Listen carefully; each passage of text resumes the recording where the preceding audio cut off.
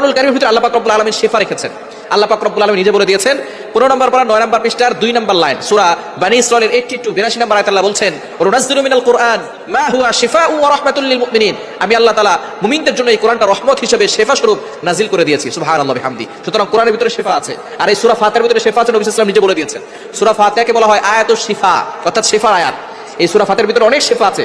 আপনার পেটে ব্যথা, আপনার যে কোনো জায়গায় ব্যথা হচ্ছে, আপনি সূরা ফাতিহা 7 বার করে পানিতে ফু দিয়ে খাবেন, দেখবেন আল্লাহ তাআলা ব্যথা কমিয়ে দিয়েছেন। আপনি অসুস্থ, প্রচন্ড জ্বর, সূরা ফাতিহা 7 বার করে পানিতে ফু দিয়ে খাবেন। অবশ্যই ইয়াকিন থাকতে হবে, বিশ্বাস থাকতে হবে যে আল্লাহ তাআলা আমাকে এই সূরা ফাতিহার মাধ্যমে শিফা দান করবে। আপনি খাবেন, দেখবেন আল্লাহ তাআলা শিফা দিয়ে দিবেন। সুতরাং ইয়াকিনের সাথে বিশ্বাসের সাথে আমল করবেন।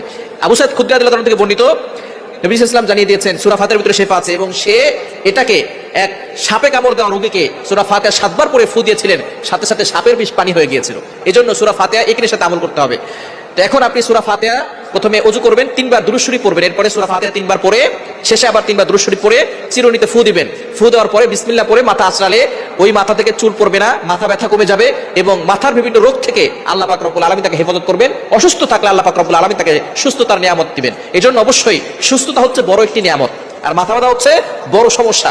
মাথা ব্যথা হলে আর মাথাকে জাগিয়ে রাখা যায় না, শুয়ে পড়তে হয়। অনেক সময় দেখা যায় শরীরেও কাজ হয় না, এজন্য অনেক সময় দেখবেন মাথা ব্যথা হয় এবং মাথার বিভিন্ন সমস্যার কারণে চুল পড়ে যায়। তো সূরা ফাতিহা পরে যদি চিরুনিতে ফু দিয়ে আপনি মাথা আঁচড়ান, তাহলে দেখবেন আপনার চুল পড়া বন্ধ হয়ে যাবে এবং মজবুত হবে গোড়া, এবং আপনার মাথার সকল সমস্যা দূর হয়ে যাবে। আল্লাহ তাআলা আমাদের সকলকে সূরা ফাতিহার মাধ্যমে শিফা দান করুক। সকলে বলেন আমিন।